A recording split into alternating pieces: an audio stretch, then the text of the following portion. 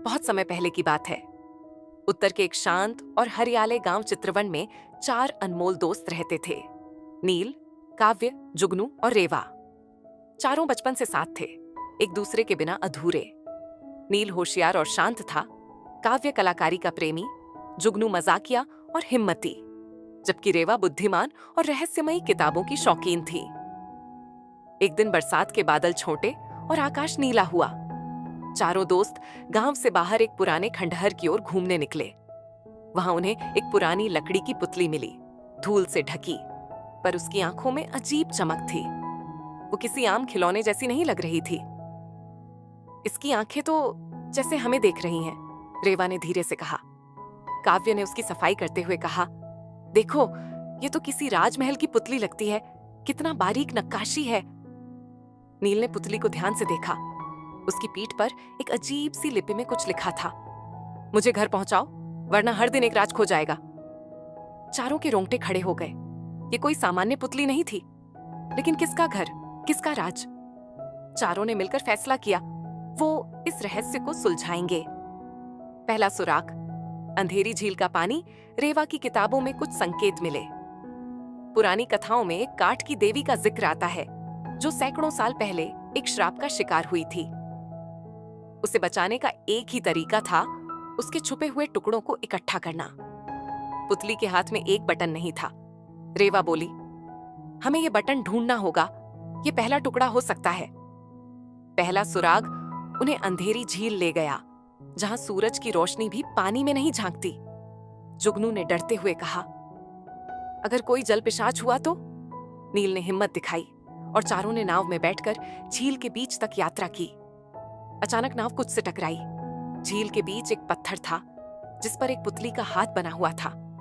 उसके नीचे दबा हुआ मिला लकड़ी का सुनहरा बटन।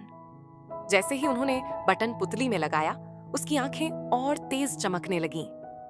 दूसरा सुराग, गीतों की गुफा। अब पुतली के पेट पर एक कोड उभरा, जहां पत्थर गाते हैं। काव्य की कला पुस्तक में एक जगह का जिक्र था, गीतों की गुफा, जहां पत्थरों से मधुर ध्वनि निकलती थी। वहां पहुंचकर उन्हें एक संगीत की धुन सुनाई दी, लेकिन यह धुन किसी एक को नहीं, हर किसी को अलग सुनाई दे रही थी। रेवा बोली, यह धुन हमें हमारे भीतर की सबसे बड़ी कमी दिखा रही है। उनमें से हर किसी को एक आत्मदर्शन हुआ। नील ने अपने डर को, जुगनू ने अपनी असुरक्षा को, काव्य ने अपनी अधूरी रचनाओं को और रेवा ने अपने अकेलेपन को पहचाना। ध्यान के उस क्षण में एक पत्थर खुला और पुतली की नाक मिल गई, बारीक काली लकड़ी से बनी। तीसरा सुराग, समय का पिंजरा। पुतली में नाक जुड़ते ही हवा में एक नई लिपि उभरी, जहां समय कैद है, वहां मेरा दिल है। यह संकेत था पुराने घड़ी घर का, जो वर्षों से बंद था। गांव के बाहर एक घंटा घर खंडहर बन चुका था। चारों दोस्त वहां पहुंचे तो देखा, हर घड़ी बंद थी, लेकिन पुतली की आंखें एक बंद घड़ी की ओर इशारा कर रही थीं। जब नील ने उस घड़ी की सुइयों को पुतली के हाथ से मोड़ा, तो दीवार टूट गई और एक चमचमाता दिल का टुकड़ा बाहर आया। दिल जुड़ते ही पुतली में धीमे स्वर आने लगे, जैसे वो फुसफुसा रही हो। आखिरी रहस्य। आत्मा का द्वार। अब पुतली एकदम जीवित लग रही थी, लेकिन अभी भी अधूरी। रेवा ने कहा, शायद हमें अब आत्मा का द्वार खोजना होगा। किसी पुराने दस्तावेज में उन्होंने पढ़ा, आत्मा का द्वार केवल सच्चे मित्र ही खोल सकते हैं, जो बिना डर, लालच या अभिमान के एक साथ खड़े हों। वो सब हाथ पकड़कर खड़े हुए और बोले, हम साथ हैं। पुतली को मुक्त करना हमारा उद्देश्य है, कोई इनाम नहीं चाहिए। अचानक पुतली चमकने लगी और एक चमकदार दरवाजा जमीन से ऊपर उठा। उसके अंदर एक लकड़ी की राजकुमारी खड़ी थी, जीवित मगर सोई हुई। एक ज्योति उनकी ओर बढ़ी और बोली, तुम चारों ने मेरी आत्मा को वापस जीवन दिया है।